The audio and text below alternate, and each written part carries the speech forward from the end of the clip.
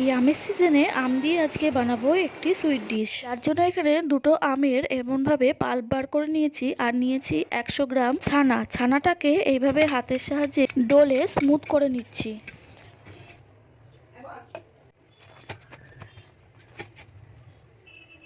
এবার গ্যাস ধরিয়ে একটা কড়াইয়ের মধ্যে প্রথমে আমের পাল্পটাকে দিয়ে তার মধ্যে দিয়ে দিতে হবে পরিমাণ মতো চিনি।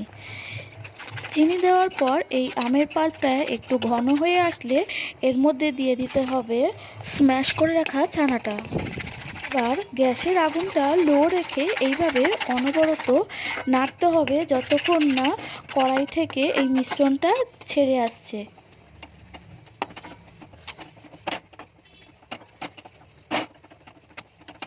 মিশ্রণটা কড়াই থেকে এইভাবে ছেড়ে আসলে গ্যাসটা অফ করে দেবো। অন্যদিকে একটা স্টিলের পাত্রে ঘিটা এরকমভাবে মাখিয়ে এই মিশ্রণটাকে নামিয়ে একটা চামচের সাহায্যে এইভাবে ছড়িয়ে ওপর থেকে কিছু ড্রাই ফ্রুটস এইভাবে ছড়িয়ে ঠান্ডা হওয়ার জন্য রেখে দেব। 1 ঘন্টা পর ঠান্ডা হয়ে গেলে চাকুর সাহায্যে এইভাবে পিস পিস করে এইটাকে কেটে পরিবেশন করব আমের সন্দেশ।